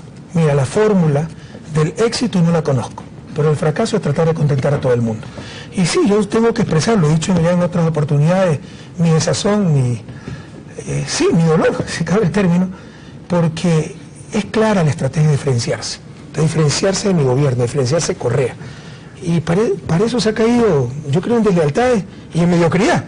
Porque si yo quiero ser diferente, no tengo que andarlo anunciando, no tengo que andarlo marcando, sino mi accionar le va a demostrar a mis mandantes que tengo otro estilo. Pues no va a ser del estilo de gobierno la forma y el fondo. No es que lo primero que va a ser llamado a medio de comunicación es decir que todo es un problema de flujo de información, cuando hemos sido insultados, nos han tratado de desestabilizar, etc. No voy a coger el discurso de la oposición de la lucha contra la corrupción y decir que todo es corrupción, que empezó a investigarse recién del 24 de mayo, que hay que llamar a la ONU, a la Comisión Anticorrupción, cuando esto ocurrió en 12 países, está funcionando el sistema de justicia, están avanzando las investigaciones. ¿Tú has escuchado a Lenín decir en algún momento, yo he sido 6 años vicepresidente del gobierno anterior y jamás toleramos un solo caso de corrupción? No, es como que sí, no es su problema. Entonces son cosas que hieren profundamente. Y dos líderes no pueden charlar entre ellos. Hemos charlado y hemos manifestado nuestras diferencias, pero bueno, Lenin tiene otra forma de pensar, de accionar, y creo que tiene muy mala asesoría. Rafael, yo pienso también que a veces el abatimiento, y no quiero hacer una reflexión que no tome seriamente en cuenta ese problema, ¿no?, del abatimiento, del desengaño, de la decepción, pero lo está poniendo en situación de desventaja, es mi punto de vista. ¿A quién? A usted. ¿Qué cosa? La sensación de abatimiento. Y Rafael Correa es el responsable de 10 años, 4 meses del gobierno de la Revolución Ciudadana. Rafael Correa, que se va a ir a vivir a Bélgica, que falta poco, 10 de julio, ya la gente lo sabe, ¿no? Acá hubo muchísima gente afuera del canal. Supongo que en el aeropuerto el 10 de julio va a haber mucha gente, así que ya no podemos... No, por favor, le agradezco mucho, pero quisiera partir calmadamente con mi familia. Se va el 10 de abril, el 10 de julio a Europa, pero tengo la sensación, no sé por qué, de que Rafael Correa se va como abatido, y me parece que Rafael Correa tiene que irse por la puerta grande, la puerta más ancha posible. Gracias a Dios y al pueblo ecuatoriano, sin buscarlo, porque el Evangelio dice la puerta estrecha del camino, ya tuvo esa puerta grande, o sea, hemos vencido, salimos invictos, no hemos perdido una elección. Y bueno, creo que la despedida en asamblea lo dice todo. Los centenas de personas espontáneamente viniéndome a recibir a este canal. O sea, es otra cosa. O sea, es no diría decepción, pero sí desconcierto, dolor de ver cómo la estrategia de diferenciarse de nosotros, cómo pareciera ser que la oposición era la que tenía la razón, cómo desaire tras desaire innecesario. O sea, quiere pactar con la CONAIE y le deseo buena suerte. ¿Qué necesidad tiene de decirle, lo primero, 100 años la sede que nosotros disputamos con la CONAIE porque rompieron totalmente el acuerdo? Si tú ves ese acuerdo, ¿ya?, dice que no se puede hacer actividades políticas pues en esa sede. Y hacían lo que le daba la gana y se creían por encima de la ley. Ese es otro problema. Jamás se ve el fondo, se ve lo superficial. Creen que eso lo discutir con la CONAIE. No, es respetar la ley. Y la ley es para todos. Y hay gente que se cree por encima de la ley. Entonces, te doy otro ejemplo. Sí. Yo confío en los policías y militares para mi seguridad y no voy a utilizar el cuerpo de seguridad civil. El cuerpo de seguridad civil no existe. Hay 10 años para formarlo. O sea, él tenía que seguir con la protección policial. ¿Para qué dice esas cosas? Para hacernos quedar como tontos. No es correcto. No, imagínate que vuelva en el año 2021, que no es mi menor intención. Así que no tomen valeriana a los sufridores, ¿ya? Duerman tranquilos nomás, ¿ya? Pero entonces lo primero que hago es, y no habrá diálogo con los corruptos, confrontaremos estos sinvergüenzas, y le echo un lodo a Lenin. ¿Qué necesidad tengo de eso? Actuaré como creo que voy a actuar, sin necesidad de ¿cómo te diría? De deslegitimar lo anterior. Entonces, aquí hay una estrategia muy clara de diferenciación. Y yo también te quiero dejar muy claro que yo me quiero diferenciar del actual gobierno, porque no estoy de acuerdo con lo que están haciendo, y el pacto con Bucarán es impresentable, es intolerable. Ojalá se corrija lo más pronto posible, porque sería regresar al viejo país. Pero la pena para la sociedad ecuatoriana, para aquellos que como estuvieron aquí afuera del canal, y yo no sé si seguirán ahí, la pena para ellos y lo que ellos representan, muchísima gente, es que se puede desvanecer la cuestión de la Revolución Ciudadana, que el movimiento país se ha debilitado mucho, que no tiene unos mecanismos para resolver estas diferencias. Bueno, mecanismos hay, pero si no se quieren resolver la diferencia, jamás voy a estar de acuerdo, te insisto, con la estrategia de diferenciarse de sus propios compañeros, todas las desautorizaciones que hemos sufrido, los ataques a proyectos emblemáticos. O sea, se llama a conversar a todo el mundo.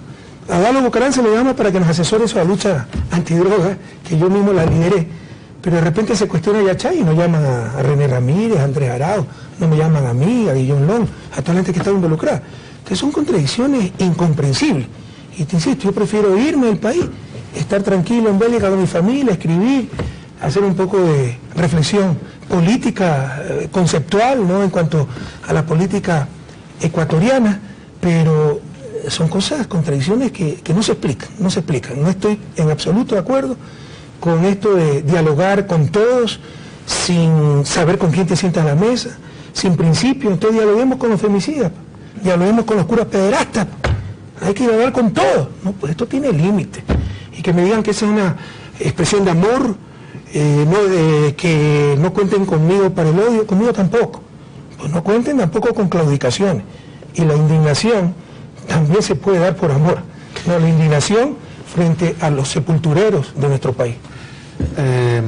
Rafael, yo me voy a arriesgar un poco más. Esta es una conversación que sobre todo está sustentada en absoluta franqueza, honestidad intelectual. Si no doy para más, simplemente no doy para más, pero honestidad intelectual la intento. Está aquí Marcela Guiñaga, está en esta sala. Viste, te pones nervioso cuando hablas de Marcela, ya me mojaste. ¿Lo pusiste nervioso, Marcelita? Está aquí ella es una política. Y esta tarde ha hecho unas declaraciones con las que yo tampoco estoy de acuerdo, por la forma. Porque convoca a los medios para decir, no estoy, o bueno, delante de los medios, Marcela me está apuntando que no los convocó, pero estaba delante de los medios, dice, no estoy haciendo una acusación, quiero hacer solo una indagación. Pero no es ese el mejor escenario. ¿Indagación de qué? Sobre el problema de haberles entregado el CNEL a los Bucarán. Pero si estamos para indagar, no será frente a los medios, Rafael. Yo mismo escuché de usted que hay que dirigirse a la gente, no a los medios, porque si no ellos celebran nuestras contradicciones. Sí, pero nunca dije que algunas veces uno se dirige a la gente por los medios. O sea, hay que dirigirse siempre a la gente, pero algunas veces el método para hacerlo es por los medios de comunicación. Digo, con esto lo que quiero decir, con todo el respeto, yo no quiero ganarme la enemistad de Marcela Guiñaga, lo que quiero decir con esto es que hay que buscar los escenarios adecuados para ventilar estas diferencias. Se han buscado y hay la sensación en gran parte de la militancia de que ganó la oposición, que se cogió el discurso de la oposición en todo. Mira, lo del país dividido, ¿acaso eso no decía la oposición? ¿Y por qué el país dividido? Porque siempre fueron derrotados. Que ahora hay diálogo, te da a entender que antes no había diálogo. ¿Cuánto hemos dialogado? Pero si los empresarios siguen siendo evasores, tiene que ponerle una nueva fórmula de impuesto a la renta. O sea que ahora sí es momento político para que los empresarios trabajen tranquilamente. O sea, antes no trabajaban tranquilamente. Vamos a ir... Y lo hice en una inauguración de una inversión que empezó hace 2 años en nuestro gobierno. Entonces, se adopta el discurso de la oposición. Duele eso. O sea, es como que si la oposición tenía razón y los 10 años de lucha, arriesgando hasta la vida, ha sido por tontería. Eso es inaceptable. Bueno, yo lo que quiero decir es que uno desea que, por el bien de la sociedad ecuatoriana, se encuentren caminos de diálogo. Yo también le soy el mayor de los éxitos al gobierno del compañero Lenin, mi amigo Lenin, que creo que es una buena persona. Pero una persona puede estar totalmente equivocada o puede estar yo totalmente equivocado. Es clara la estrategia de diferenciación. La forma se hizo fondo. Cambio de estilo, lo repitieron 500 veces para dar a entender que a nosotros no nos gustaba el diálogo, era solo la confrontación, la división, y aceptar todo lo que decía la oposición, de sacar la tabla de droga, de que los medios de comunicación solo era un problema de flujo de información, que vean los ministros a informar a los propios medios, la lucha contra la corrupción, que todo ha estado tan mal que somos el único país que necesitamos las Naciones Unidas, Comisión Anticorrupción, haciéndonos quedar como ineptos a todos cuando él sabe cómo hemos avanzado en la lucha contra la corrupción. Yo quiero decir esta noche, yo también me quiero diferenciar.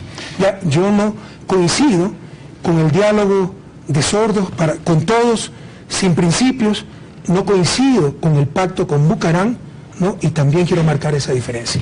Yo creo que la gran mayoría de ecuatorianos y ecuatorianas, porque por supuesto yo no los represento, no tengo ni siquiera una encuestadora de última categoría, que no tengo ni siquiera una muestra para intentar representar a la sociedad ecuatoriana, pero sospecho que la gran mayoría de la sociedad ecuatoriana reconoce todo lo que ha hecho Rafael Correa. Por eso hemos ganado. En estos 10 años. Pero, te insisto, o sea, esta estrategia de diferenciación no es correcta y es bastante mediocre. Y es explícita, tratar de diferenciarse en todo. Entonces, si Correa hizo A, hay que hacer B.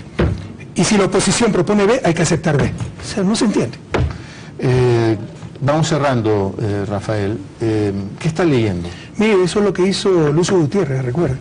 O sea, qué decepción, ¿no? Después de tanta lucha, un tipo de clase media vence al hombre más rico del país, Álvaro Noboa, con el apoyo de los indígenas, una propuesta progresista.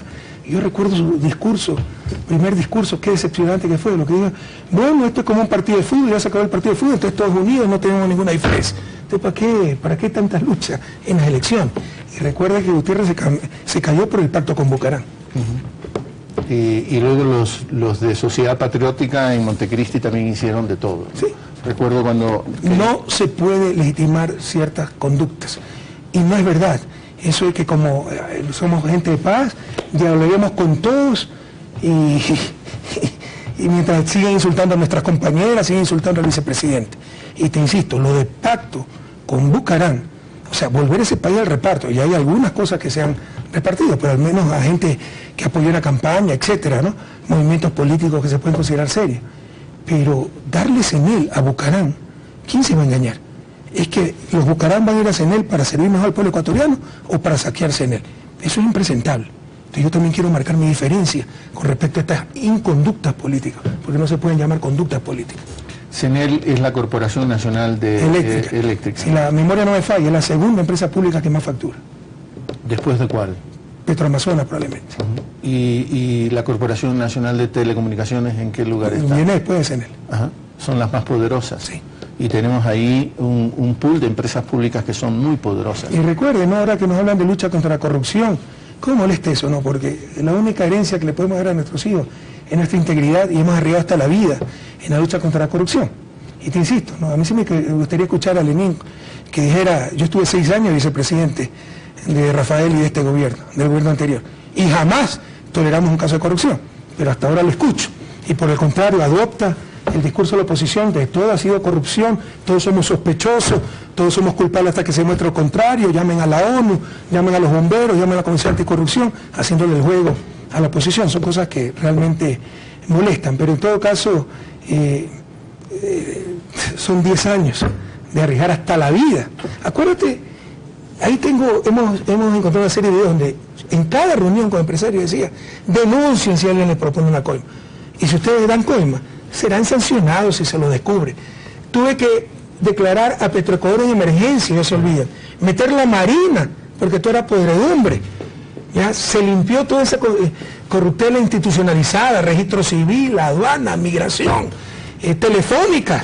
Y queda esta corruptela que queda en el Vaticano, queda en Europa con el caso Siemens, queda en otros 11 países de América Latina y del África, pero solo aquí es que llaman a la ONU, solo aquí es que hacen Comisión Anticorrupción, y solo aquí es que hacen aparecer que el 24 de mayo se luchó contra la Y corrupción. en cuanto a arriesgar hasta la vida, hay que recordar tan solo el 30 de septiembre de 2010. ¿no? Sí, pero ¿tú crees que no es arriesgar la vida a incautarle las 200 empresas a los Isaías? Es gente mala que te puede mandar a matar.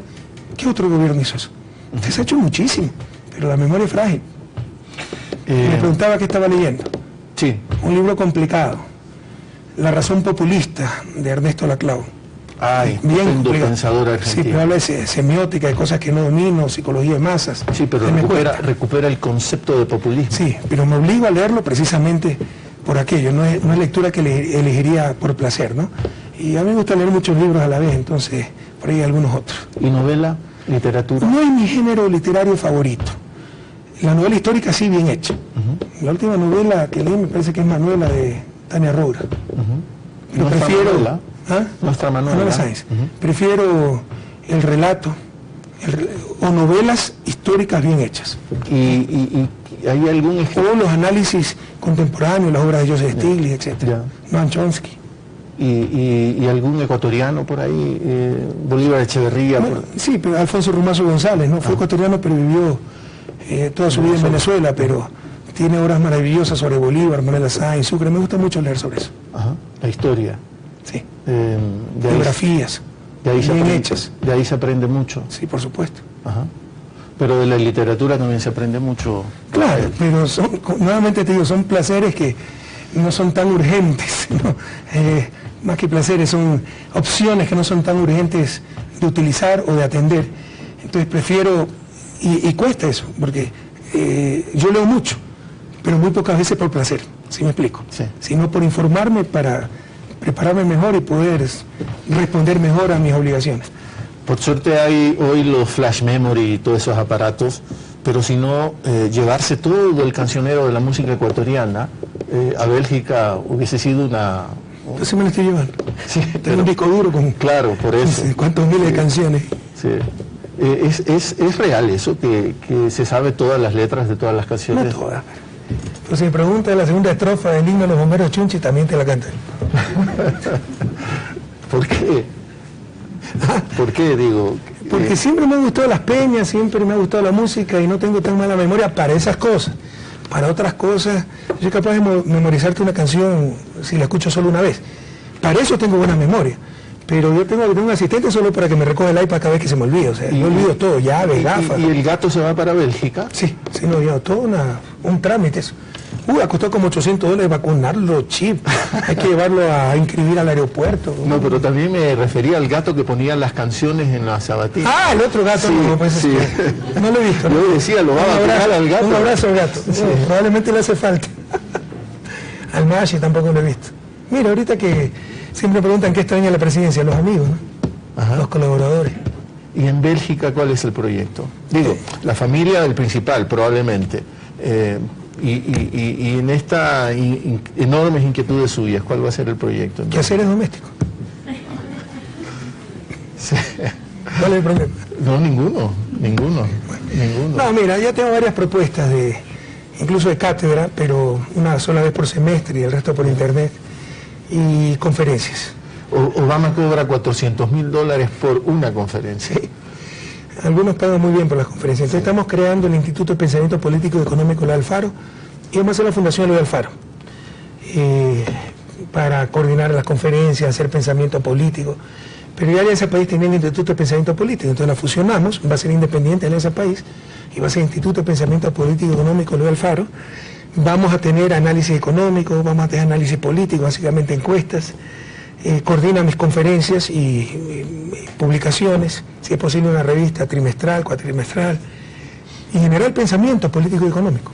Eso es importante. Entonces yo de Bélgica pues contribuiré a todo aquello, y si nos va bien, abriremos oficinas en Bruselas, veamos cómo nos va. ¿Y a Ecuador cada qué tiempo volver? O sea, si me invitan a una conferencia, algún evento, ¿no? En noviembre estaré en Colombia, ya me invitaron a una conferencia. Tengo muchísimas invitaciones en todo el mundo, ¿no? Para conferencias. ¿Y ese es un mundo que a usted le fascina? Por supuesto. Sí, a mí me gusta la academia. Me gusta transmitir ideas, no me gusta hablar, me gusta decir. Estas libros son gratis, las conferencias, muchas de ellas son gratis. Pero cuando es un seminario pagado, o una institución poderosa, una petrolera que quiere que una conferencia, por supuesto que se cobra. Este libro debió salir muchísimos años antes. ¿Sí? Todo se trastornó con el Ministerio de Finanzas de Alfredo Palacio, que ahí empezó esa carrera política. Y usted dice, pero me ayudó mucho esos 3 días que tuve que pasar obligadamente descansando en Cuba. Sí, esta es una recopilación de artículos que había hecho de finales de los 90, ¿no? Y pude pues darle una armonía, ponerlo en conjunto y hacer un libro, pero me ayudó mucho esos 3 días aislado en Cuba. Ajá. Y en la cama, pues no, podía trabajar todo el tiempo. Continuando con lo anterior, ya sin bromas necesito trabajar, ¿no? Porque pese a que uno tiene una pensión vitalicia, allá tengo que alquilar casa, porque yo tengo un pequeño estudio, pero es para 2 personas, no entramos con Miguelito. Mi hija tiene beca, pero... ¿Cuál de las dos? Las dos tuvieron beca, pero una acabó la carrera y quiere hacer otra maestría, la mayor, lo cual es una buena noticia, porque se me venía un año de zumbago. Íbamos a estar nosotros en Bélgica y en Ecuador. Decidió hacer una maestría en agroecología en Bélgica, pero ya no es beca, ya no tiene beca. O sea que la familia se vuelve a juntar. Sí, gracias a Dios, por eso los motivos para ir a Bélgica. Pero voy a acabar de contarte. Y entonces, la maestría es barata, pero va a tener que vivir en la frontera con Luxemburgo, otro arriendo. Y Andominique tiene su beca del gobierno francés, pero ya le toca el último año en París. Los departamentos son uno de la cara y la mitad del otro, entonces me va a tocar dar. Y no me alcanza, tengo que trabajar. ¿Dando conferencias? Entre otras cosas, ¿no? También estoy haciendo un par de libros, un poco más, como 5 libros. Que se terminarán pronto esos libros, ¿no? ¿Y será Random House? Ojalá. El uno se llama El Enigma del Desarrollo, es más o menos la idea que te decía, porque América Latina no se desarrolló y América del Norte sí. El otro es sobre mis queridos amigos de la prensa, ¿no? Sobre la libertad de prensa. Es terrible. El poder sin contrapoder. No sé si lo leí hoy o ayer en El Universo, pero se preguntaban, ¿dónde estará María Duarte? Porque tiene que comparecer a la... Esa es la miseria humana, ¿no? Y hoy día... Tania Tinoco incluso dijo que estaba fuera del país. Y hoy día, primero está invitada mañana con Carlos Rabascal en ¿cómo se llama? Pensamiento Crítico, perdón por olvidarme del programa, ella está invitada y yo no lo podía creer. Estaban diciendo que está desaparecida, que no es el paradero desconocido. Y eso es todos los días, sembrar incertidumbre, dudas, difamar, todos los días, y le llaman eso libertad de expresión. Lo último que quería decir con respecto a este libro, que si yo hubiese sido su editor, jamás le hubiera aceptado. No es el primero que me lo dice. Yo escogí el título y me encanta el título, pero ya mi mente me dice, no era un título muy comercializable, ¿no? Muy vendible. No sé a qué te refieres de que no estás de acuerdo con el título. Es demasiado largo, muy poco, convoca muy poco el título. Yo creo que se ha pegado el título. Me gusta el título, el poder de donar la república a la no república. Es difícil ganarle una discusión a usted. No he dicho Rafael. que sí me gusta. No estamos discutiendo, he dicho que sí me gusta. ¿Dónde está la libertad de expresión? Bueno, finalmente agradecerle profundamente esta aceptación a esta conversación, a este diálogo. Váyase por la puerta grande, Rafael Correa Delgado. Gracias a Dios, Javier, y al pueblo ecuatoriano me fui por la puerta grande, pero nunca me ha interesado eso. Me ha interesado servir a mi patria. Tampoco es como Carlos Julio Rosemena, no me importa el dictamen de la historia, a mí sí me importa. Y más bien me acerco a Fidel, que dice en su alegato por el cuartel Moncada, dice la historia lo resolverá.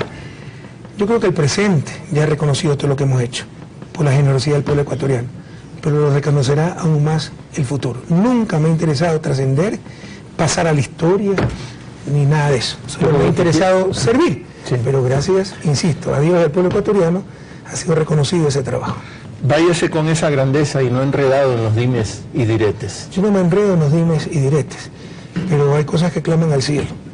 Y te insisto, tal vez retomaste el tema, pero así como han buscado diferenciarse mi gobierno, yo dejo muy claro que me diferencio de este gobierno, porque yo no creo en el diálogo por el diálogo, en legitimar gente que ha hecho mucho daño al país, que insulta a nuestros compañeros, y obviamente jamás podré aceptar un pacto con lo peor de la política ecuatoriana como lo buscarán, y más aún con estos espacios de poder, que no es solo de poder, es de saqueo, como otorgar CENEL a esta familia y a estos partidos. Que haya suerte, Rafael. Muchas gracias, mi última aparición en público. Mucha suerte. Yo parto el día lunes. Un abrazo a mi patria, mi gratitud eterna y compromiso con mi pueblo, y por Dios, cuiden al país y no permitan que se pierda todo lo ganado. Y lo mejor que se le desea a un viajero es un viaje seguro. Muchas gracias. Y para Ann, viaje seguro, y para Miguel, viaje seguro. Muchas gracias. Le reitero ese agradecimiento, a ustedes. Rafael. Gracias a todos. Ha sido todo en esta entrega de Palabra Suelta, edición especial, mucho más tiempo. Espero que todo el mundo la haya disfrutado, y aquellos que no la lograron disfrutar, que por lo menos planteen un debate, una reflexión de altura. Como siempre, al final, le agradecemos la compañía. Pásela bien.